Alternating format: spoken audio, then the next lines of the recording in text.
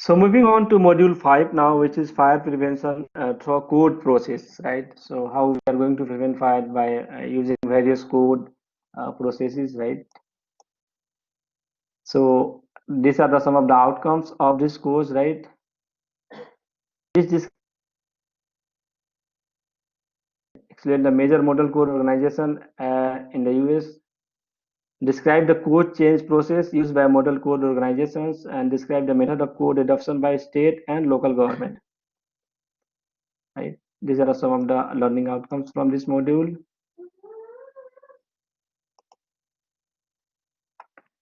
So moving on to the first topic in this module, we have the development of model code, right? Normally the NBFU or National Board of Fire Underwriters first attempts at developing standard had involved setting a specification for first class woolen mills and sugar houses, which would qualify for reduced rate by virtue of their class setting and for a whale oil substitute.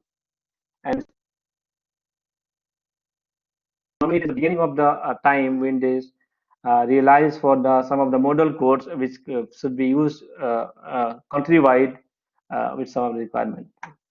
In 18th century 92, in 1892, DWC Skiltons, which is the president of the NBFU at that time, set the tone for the industry fire prevention efforts for the better part of the next century, right? So it was 1892 when they look for the building of a code for the safety of the community in the future. The NEC, which is the National Electrical Code, may be the most universal code model. The NBFU published the National Building Code and the National Fire Prevention Code from 1976. Right? So these are some of the historical development of the code. Right? Then the code changes. Right? The major groups involved in the code changes process: the ICC and the C3 group, comprising the NFPA, SRI, IAPMO, and WFC. Right? So the SRI is for the American Society of Heating, Refrigeration and Air Conditioning System. That is for the HVAC unit, right? The duct size, the material of the duct, how what requirements will becomes under the SRI. And then we have the International Association of Plumbing and Mechanical Officials, right? So it is related to the plumbing and mechanical department. Then Wall Floor Covering Association. So these are some of the C3 groups they involved in the code change process at those moments. These two groups use a consensus process to develop and maintain their documents, but discharge on what the term consensus really means, right? Now, the next we have the International Code Council processes, right? The ICC code changes process occur on a 36-month cycle. So after 3 years, they used to change their code to put something coming into the future and change the previous one, right?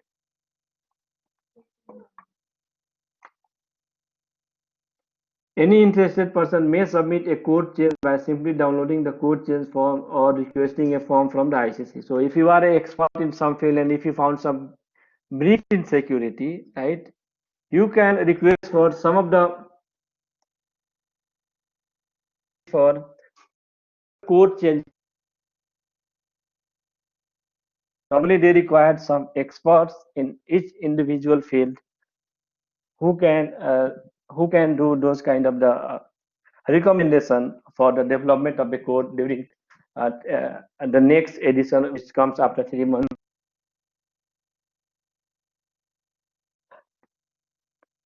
Then we have a major code changes process, right? We have a code development cycle, right?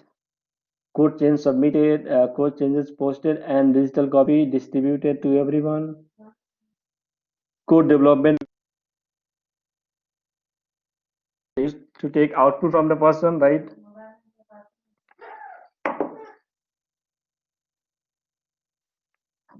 Public comment sought on public hearing results, and then we have the public comments, final action, and new edition published, right? So there are lots of the process, right? They make a draft committee. The committee will draft some of the requirement and the changes. Then they will give it to the public access. The public will give their comment and input on those, and after that, finally they will go for uh, the the code change process with the next edition, which occurs after 3 years.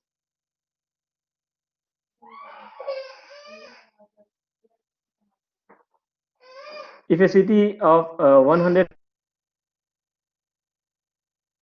building code, a fire department,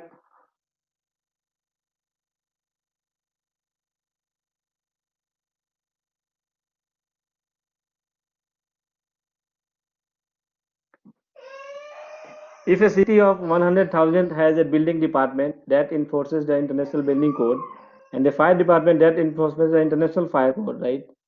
Both organization may send 8 voting delegates to code hearings, right, for a total of 16 delegates. So these are some of the code changes process to look for the revision and all.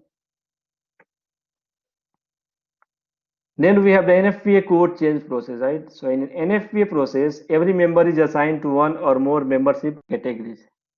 NFPA committees are structured so that not more than one third of any committee represent a single interest group. So they made the groups of the some.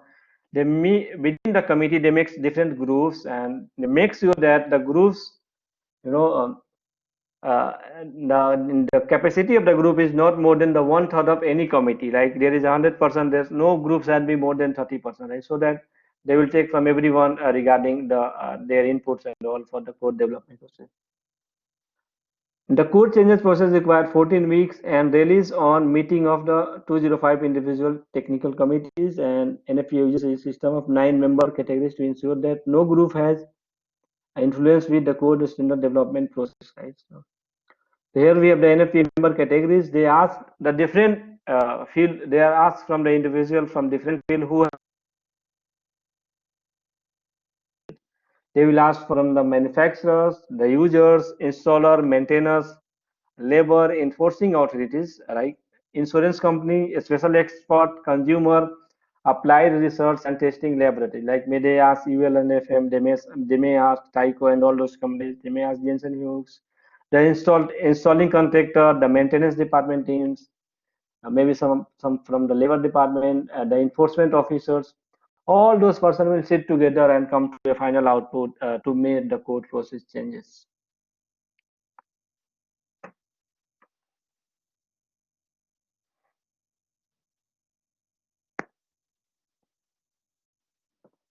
So the act of a state or local government accepting a model code and giving it to the effect of the law is called adoption. Right?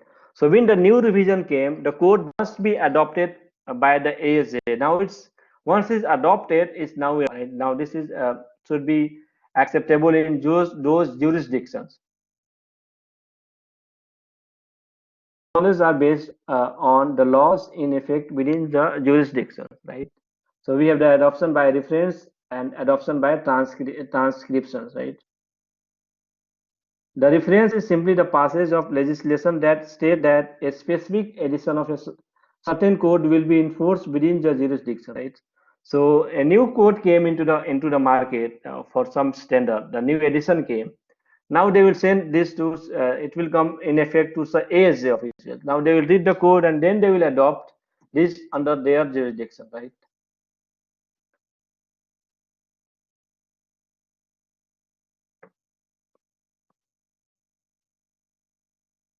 What codes cannot do, right? There is one.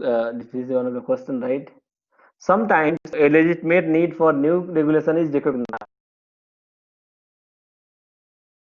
If the existing fire code cannot provide the solution to upcoming fire hazards. So what they are mainly talking about, if the new edition in the market, and if there is any fire hazard coming in the future, that should be under the new code, not under the previous edition. Means under the new revision, not under the previous revisions.